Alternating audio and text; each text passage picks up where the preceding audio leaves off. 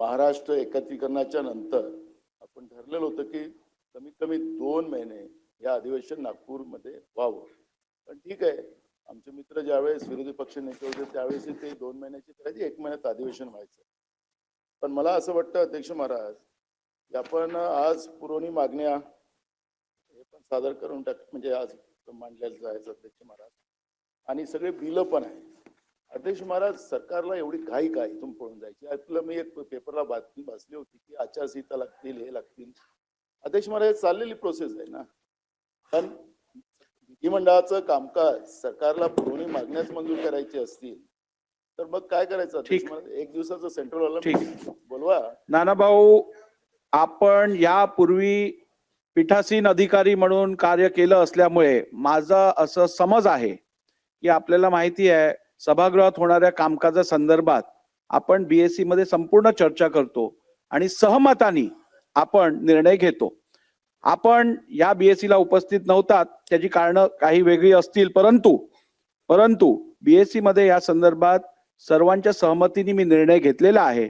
त्यामुळे आता मी तुम्हाला या विषयावर अधिक बोलायला देणार नाही. शोक प्रस्ताव.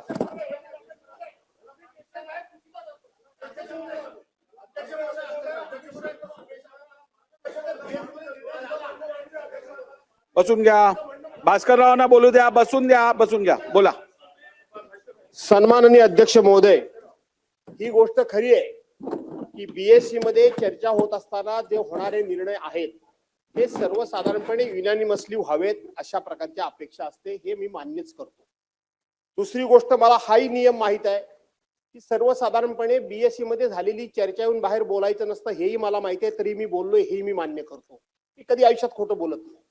पण अध्यक्ष महोदय, आपण असा मेसेज आमच्या समोर पाठवताय, सन्मान्य सदस्य नानाभाऊ पटोले यांनी जो मुद्दा उपस्थित केला की हे अधिवेशन विदर्भाचा असल्यामुळे विदर्भ करारानुसार व्हायला पाहिजे, हा त्यांचा प्रमुख मुद्दा.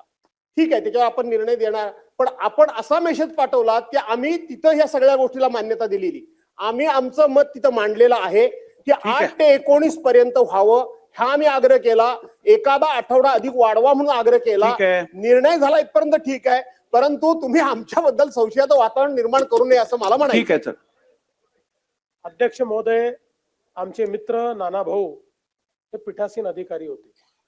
ते असं म्हणतात घाईघाईने तुम्ही पुरवणी मागण्या टाकताय, घाईघाईने तुम्ही अध्यादेश टाकताय, घाईघाईने तुम्ही विधेयक टाकताय.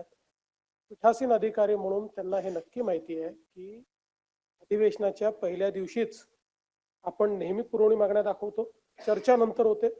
पहिल्या दिवशीच जे विधेयक आपल्याला त्या ठिकाणी मान्य करायची आहेत त्याचे इंट्रोडक्शन पहिल्या दिवशीच होतं आणि अध्यादेश तर पहिल्या दिवशी दाखवले पाहिजेत, हा नियम आहे. त्यामुळे यात कुठेही आपण गेल्या 25-50 वर्षातलं कुठल्याही अधिवेशनाचा पहिला दिवस काढला यापेक्षा वेगळा अजेंडा आपल्याला कधीच दिसणार नाही. त्यामुळे मला असं वाटतं की ही भावना आमची पण आहे की अधिवेशन जास्तीत जास्त झालं पाहिजे. आणि तुम्हाला सांगतो की गेल्या 25 वर्षामध्ये सर्वात जास्त अधिवेशन मी मुख्यमंत्री असतानाच नागपुरात चाललंय आणि पुढेही चालेल. आता आपल्यालाच माहिती आहे आचारसंहिता आहे, पुढे कधी आचारसंहिता होऊ शकते हे आपल्याला माहित नाही, पण ती जी काही इंडिकेशन परवाच्या प्रेस कॉन्फरन्स मध्ये आपल्या इलेक्शन कमिशनने दिले म्हणून आपण त्या दिवशी विचार केला आणि 2 दिवस म्हणजे पहिला आठवडा आणि प्लस 2 दिवस 10च्या ऐवजी 7 दिवस होत आहे. हे पुढच्या वर्षी कॉम्पन्सेट करून टाकू, काळजी करू नका. अध्यक्ष महाराज, मी पीठासीन अधिकारी होतो आणि अजितदादा त्यावेळेस आमच्या त्या मंत्रिमंडळात होते. अध्यक्ष महाराज, सगळ्यांना माहिती आहे. मी ते पण होते. अध्यक्ष महाराज यावेळेस, कारण की मी आज मी सभागृहाचा प्रमुख म्हणून, म्हणजे तुम्ही त्यावेळेस मी निर्णय करायचा की नाही असं नाही होणार, अधिवेशन इतका कालावधी चाललाच पाहिजे, ही भूमिका मांडायची. मी यांचं ऐकून नाही घ्यायचं अध्यक्ष महाराज. त्याच्यामुळे अध्यक्ष महाराज, मला माझी जबाबदारी त्या चेअरवर बसून मला माहिती होती की मी या सभागृहाला काय न्याय दिला पाहिजे, हे माझी जबाबदारी होती अध्यक्ष महाराज. मला तुमच्यावर काही आरोप आणायचा नाही अध्यक्ष महाराज. मी तुमच्याकडून न्याय याच्यासाठी मागतो अध्यक्ष महाराज, कारण की या सभागृहाचं तुम्ही आमचे प्रमुख आहात, तुमच्याकडे आम्हाला मागणी करण्याचा अधिकार आहे. अध्यक्ष महाराज, माझी विनंती आपल्याला, मी काही आदेश सूचना नाही करत अध्यक्ष महाराज, हे अधिवेशन कृपया विदर्भासाठी आपण वाढवून द्यावा सरकारला आणि या त्या पद्धतीची भूमिका आपण मांडावी असं माझं मत आहे. मुख्यमंत्री महोदयांनी म्हटलं मला काही विरोध करायची गरज नाही, मला पाहिजेच अधिवेशन विदर्भात असं ते म्हणाले. ठीक आहे, कामकाज तुम्ही- पुढे जाऊ दे. तुम्ही अध्यक्ष महाराज आम्हाला न्याय द्या, ही आहे. भूमिका आमची आहे. गरज पडल्यास विचार करू. अध्यक्ष महोदय, एक रेकॉर्ड मला क्लिअर केला पाहिजे.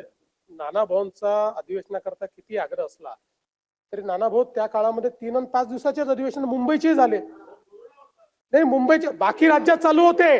बाकी राज्यात कोरोना नव्हता का? बाकी राज्यात 15-15, 20-20 दिवस चालायचे. महाराष्ट्रामध्ये 3 आणि 4 दिवस अधिवेशन चाललं.